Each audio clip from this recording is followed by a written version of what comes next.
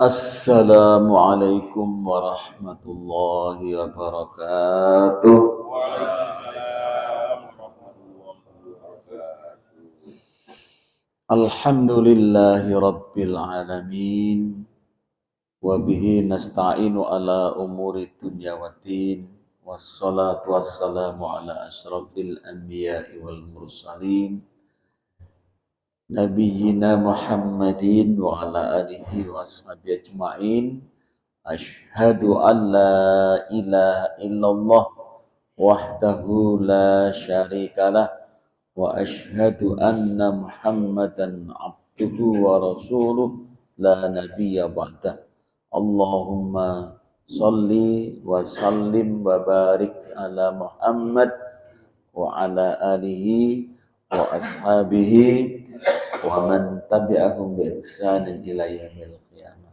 Allahumma iftah lana hikmataka wansur alaina rahmataka min khazain rahmatika ya arhamar rahimin. Rabbi shrah li sadri wa yassir li amri wahlul 'uqdatam min lisani yafqahu qawli. Allahumma inni a'udzubika minal hammi wal hazan wa a'udzubika minal ajzi wal kasal wa a'udzubika minal jubni wal buhal wa a'udzubika min walabatid daini wa qahrir rijal.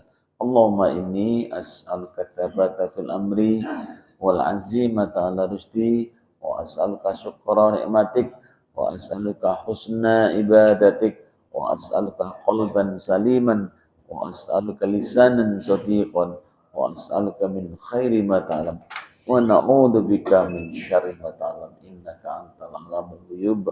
Rabbi zidni ilma wa wasy'li fi rizqi wa barik li fi ma razaqtani waj'alni mahbuban fi qulubi ibadika wa azizan fi uyunihim waj'alni wajihan fid dunya wal akhirah wa minal muqarrabin ya katsiran nawali ya hasanal fi'ali ya qa'iman bila zawalin ya mubdi'an bila mithalin walakal hamdu walakal mintu walakal syarafu ala kulli hal.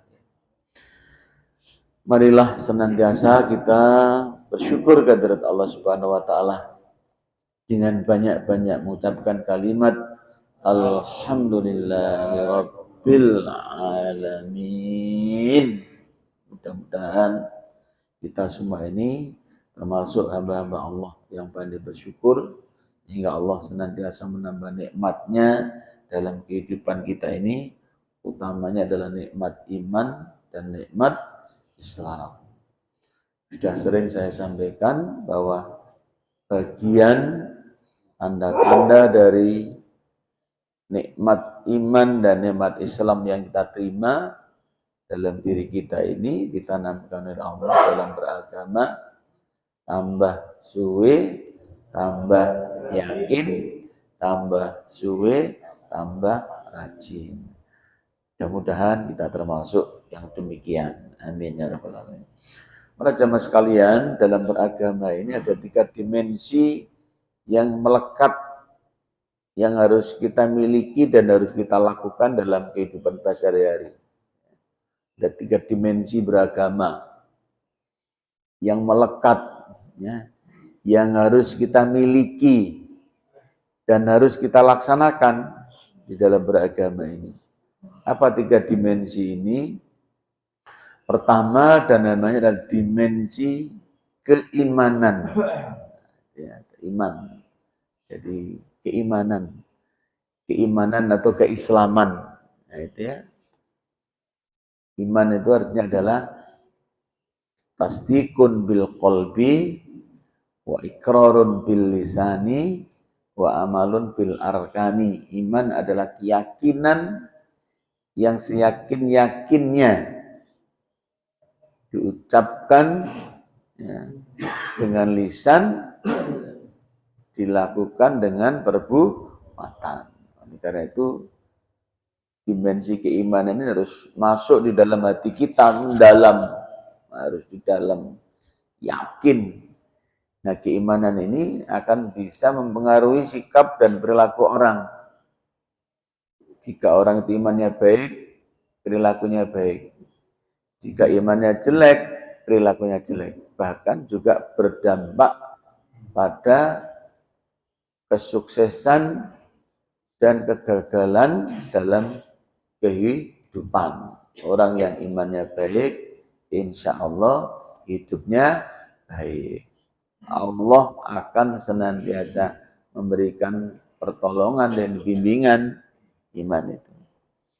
Oleh karena itu menjaga keimanan, memperbaiki keimanan, meningkatkan keimanan, sesuatu yang mutlak harus dilakukan, tidak boleh diabaikan, tidak boleh hanya sambil lalu, betul-betul diupayakan, diusahakan bagaimana supaya iman kita ini betul-betul iman yang murni, iman yang benar, iman yang baik. Ya, jangan hanya sekedar keimanan saja, harus dijaga dari hal-hal yang bisa melemahkan keimanan. Nah, ini oleh karena itu keimanan ini penting. Ya.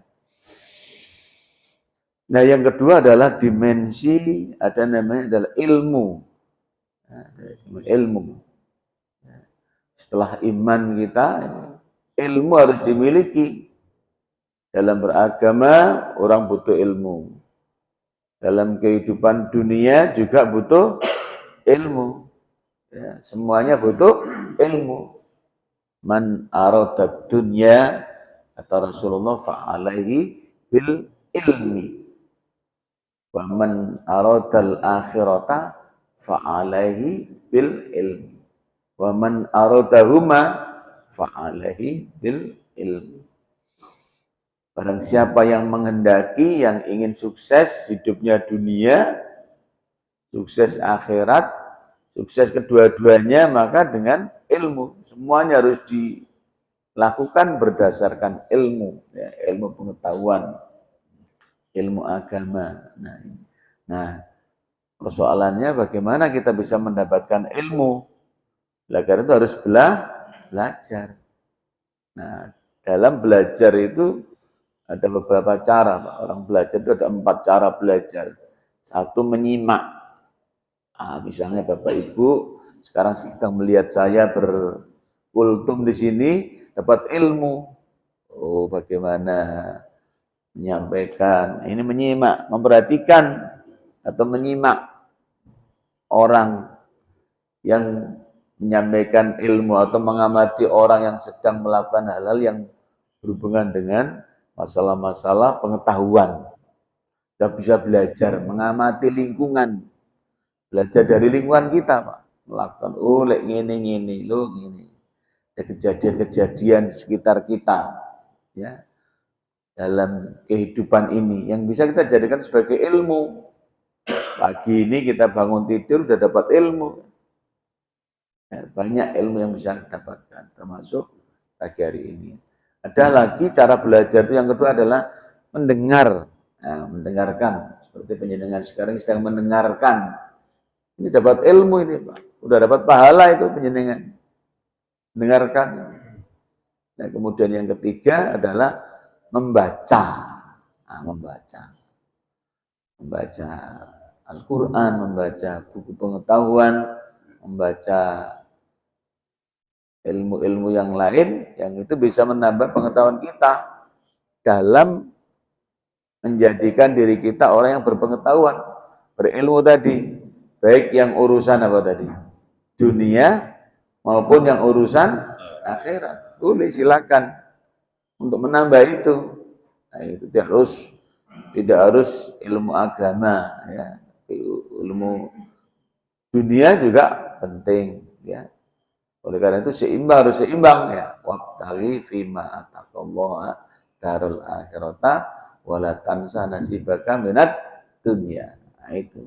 Dunia dan akhirat harus seimbang, tidak boleh diabaikan. Nanti yang keempat, orang itu belajar itu dengan menulis, ya, dengan menulis. Nah, ini kadang-kadang tidak banyak. Ada orang yang pandai membaca, tapi kadang-kadang nggak bisa menulis, ya. Perlu namanya adalah skill atau kreativitas tersendiri. Nah, ini Nah, ilmu ini banyak sekali. Dalam agama kita ini, ilmu itu ada dua. Ada namanya ayat-ayat Al-Quran itu kan ada dua itu ya. Ada yang qauliyah, ada yang kauniyah. Nah, itu. Ada yang tersurat dan ada yang tersirat. Nah, itu ya. Ada yang kelihatan, tersurat itu kelihatan seperti Al-Quran, hadis, dan yang lain-lain itu, nah, itu tersurat. Ada yang tersirat. Tersirat itu tergantung bagaimana mengeksplor pengetahuan kita ini. Jadi ayat-ayat yang kauniyah ya, alam semesta ini adalah dihamparkan oleh Allah sebagai ayat Allah, sebagai bacaan, sebagai ilmu. Hanya ya, kita bisa menjadi pandai jika pandai mengambil ilmu yang bertebaran dalam sekitar diri kita, dalam lingkungan kita. Banyak kejadian-kejadian penting yang sesungguhnya harus menjadi pelajaran bagi kita. Nah, misalnya contoh sekarang apa yang sekarang lagi fenomena atau kejadian yang sedang berkembang, sekarang sedang menjadi sorotan dunia apa kira-kira. Misalnya adanya musibah ya, bangunan jatuh, itu pelajaran penting bagi kita ya, supaya kita lebih berhati-hati, waspada dan belajar. Segala sesuatu butuh ilmu kan itu. Tidak semua apa yang kita kerjakan ini ya, semuanya ada ilmunya, ada caranya. Nah, itu penting. Banyak lagi kejadian-kejadian yang bisa kita jadikan sebagai pedoman ya dalam kehidupan ini. Nah, ilmu ini, mengapa manusia butuh ilmu? Karena hidup ini banyak problem, banyak masalah. Semakin tambah usia dunia, itu masalah semakin bertambah. Semakin tambah usia manusia, kita ini secara pribadi akan semakin banyak masalah yang kita hadapi. Biar nggak ngini kok saking ini ya, gitu. Semakin tambah usia, semakin tambah masalah juga. Nah, maka butuh ilmu untuk mencari solusi agar kita bisa hidup dengan baik.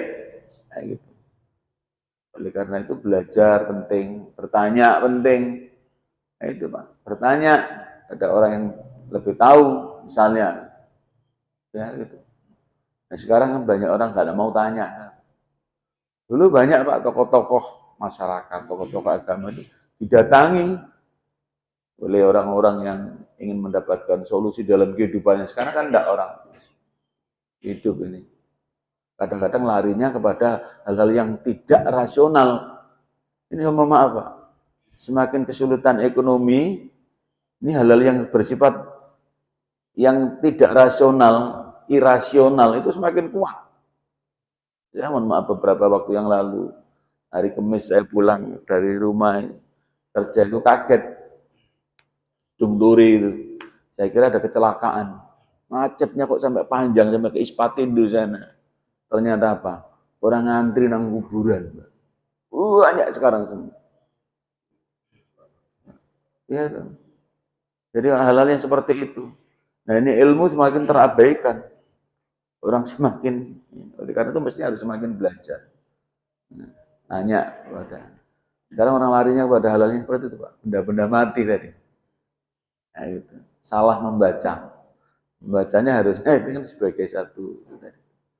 Nah, oleh karena itu tidak boleh bertentangan dalam membaca ini. Ya boleh membaca alam, tapi harus dengan cara yang benar. Jangan sampai tadi itu menjadikan alam sebagai alat sandaran kita. Ya, bukan seperti itu maksudnya. Nah, yang ketiga adalah, dimensi yang ketiga adalah amal. Ya, amal. Ini terutama adalah amal kebaikan. Amanu wa amilus, beramal soleh. Mari kita tambah amal soleh kita. Terus ditingkatkan dari satu amal. Jangan sampai malah terkikis dalam kehidupan ini. Semakin banyak problem, kadang-kadang orang semakin malas beribadah. Mohon maaf. Harusnya kan semakin banyak meningkatkan ibadah. Nah, orang sekarang enggak. Semakin banyak masalah, semakin malas beribadah. Coba kita lihat. Semakin banyak masalah, semakin malas ibadah orang sekarang. Kecenderungan pada putus asa. Sekarang ini, Pak. Terutama adalah menjalar kepada kaum-kaum muda. Usia-usia produktif. Dulu sudah pernah saya sampaikan. Angka bunuh diri di Indonesia akhir ini semakin meningkat. Semakin meningkat. Dan itu dilakukan oleh usia-usia yang produktif. Tapi tidak terekspos, Pak. Angka bunuh diri di Indonesia itu meningkat. Dalam 1 tahun kalau nggak salah 1.200 orang bunuh diri. Terus meningkat. Kita bayangkan, mohon maaf. Dan angka orang yang mengalami gangguan jiwa juga meningkat pesat. Terutama di Jawa Timur. Meningkat pesat. Itu sekarang. Makanya rumah sakit menurutku tambah gawat dia mendelok. Tawingat terus aja. Kewalahan, Pak. Bener, Pak. Pernah lihat tuh. Dulu bener kan cilik gitu ya. Gawat dia kayak mall, Pak. Gede, Pak. Gitu. Gede, Pak. Jenenge pinter gak ditulisi rumah sakit jiwa, rumah sakit menur. Orang udah paham. Dan tambah gede, Pak. Itu menandakan, Pak, tidak bisa menampung.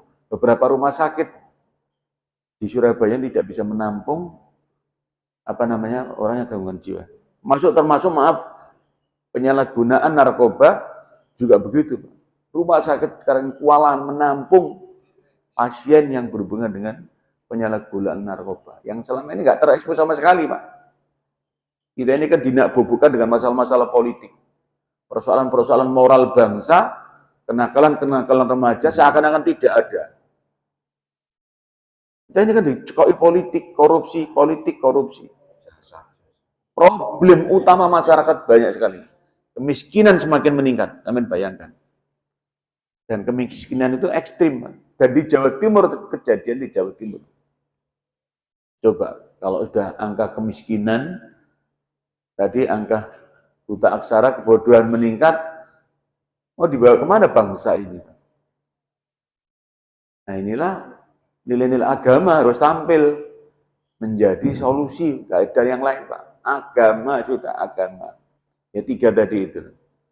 Dimensi keimanan, dimensi ilmu, dan dimensi amal. Kalau 3-3-nya ini tetap kita jadikan sebagai pegangan yang kuat, ya kan? Pegangan yang kuat, insya Allah selamat. Pegangan yang kuat.